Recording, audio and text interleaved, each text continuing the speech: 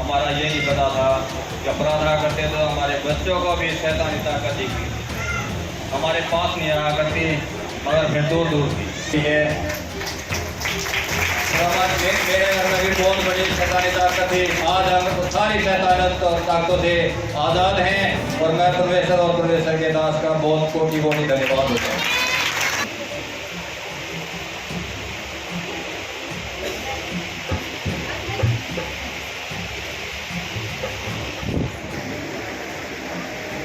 Hallelujah. ये band Pinky है चांद से और इस बैंड की गवाही है इस बैंड को और परमेश्वर ने प्रभु के नाम का धन्यवाद करते हैं।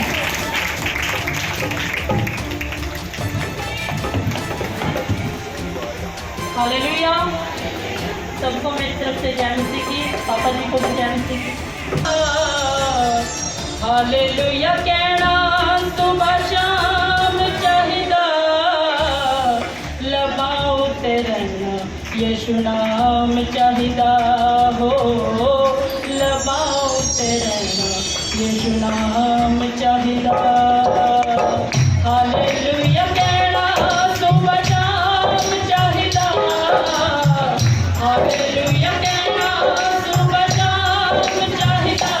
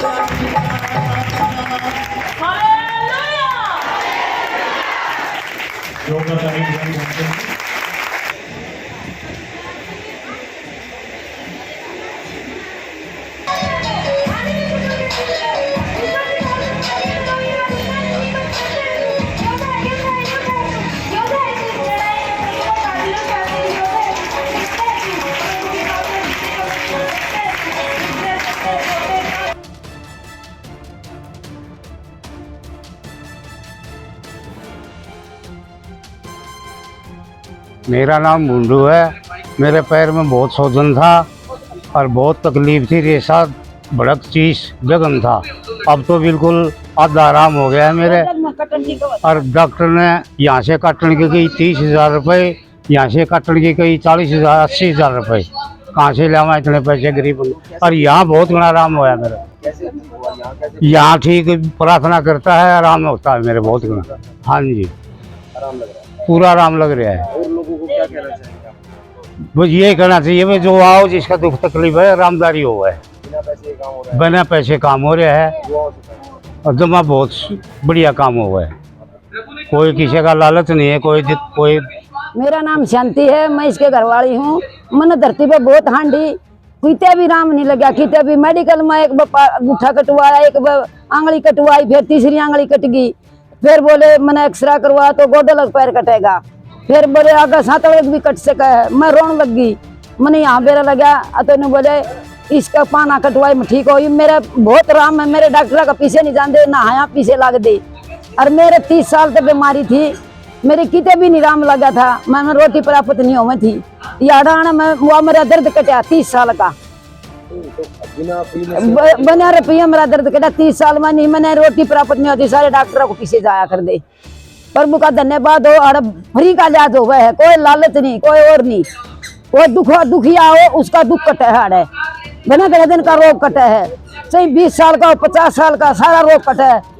टीबी हो, कैंसर हो, किमें भी हो, दर्द शरीर में वो सारा कटा है। मेरा नाम आशा है, मैं सुनारिया गांव से हूँ। स्टार्टिंग में मुझे बुखार हुआ था, फिर रिपोर्ट में मेरे डेंगू आया। डेंगू की मेरी डॉक्टरों ने दवाई चलाई थी, बीच में फिर उन्होंने मेरे को उल्टी दस्त लगे, मेरी दवाइयाँ बंद कर दी। उन्होंने मुझे फिर पीलिया बताया, उसी हफ्ते के अंदर हफ्ते की उन्हें पीलिया की दवाई चलवा दी दोबारा। फिर उन्होंने दोबारा टेस्ट किया हफ्ते के बाद, फिर उन्होंने काला पीलिया बता दिया। फिर 4-5 दिन के बाद मेरे को फिर उल्टियाँ और दस्त लगे, तो मैं रात को एडमिट हो गई। मेरे को 5 दिन हो गए थे एडमिट हुए। मैंने मतलब कंडीशन इतनी ज़्यादा ख़राब हो गई थी मेरी कि इतना बड़ा मुंह हाथ पैर बिल्कुल सूज गए थे। मतलब मेरे को होश नहीं था मैं कहाँ पर हूँ कहाँ नहीं। डॉक्टरों ने ग्लूकोज वगैरह चढ़ाई, कुछ फ़र्क नहीं आया। तो मैंने पापा जी के पास मैसेज किया, पापा जी ऐसे ऐसे बात है। तो पापा जी ने मुझे कहा कि बेटा चिंता मत कर, मैं तेरे पास आऊँगा। रात को मेरे पास्टर जी मेरे 10:30 बजे मेरे पास गए। पास्टर जी ने उन्होंने मेरे ऊपर ले आने प्रार्थना की कि बेटा तेरे को दो दिन के अंदर छुट्टी मिल जाएगी। दूसरे दिन फिर मेरी सारी रिपोर्ट, शाम को जो रिपोर्टें होती है ना, रिपोर्ट रोज होती है, एक बाहर की और एक अंदर की। तो मेरी रिपोर्टें सारी शाम में बिल्कुल नॉर्मल आ गई, मतलब नॉर्मल आ गई। तो थोड़े दिन बाद फिर मुझे थोड़ा मतलब पेट में दर्द हुआ। तो डॉक्टरों ने दोबारा एडमिट किया और बोले कि भाई इसका लीवर बिल्कुल डैमेज है, बिल्कुल डैमेज बता दिया। तो मैंने पापा जी से लैंड प्रेयर कराई। पापा जी ने बोला बेटा कुछ नहीं है, आपका लीवर बिल्कुल ख़राब नहीं है। डॉक्टर ने मुझे बोला था कि रोज़ का 1100 रुपये का एक इंजेक्शन लगेगा और ये तुझे सारी ज़िंदगी लगवाना पड़ेगा, मतलब रोज़ का 1100 रुपये का इंजेक्शन एक। और रही बात दवाइयों की, तो मेरा 550 रुपये का एक पत्ता आता था 5 गोलियों का। तो मैंने मतलब मेरे 3 बच्चे हैं छोटे छोटे, अभी मेरी ज़्यादा उम्र नहीं हुई है, 25 साल की हूँ मैं। पापा जी ने प्रेयर करने के बाद मैं बिल्कुल नॉर्मल हूँ। मेरे कोई दुख मतलब ना पैरों में दर्द, ना मेरे पैरों में सूजन, ना पेट में दर्द, ना कोई उल्टी वगैरह।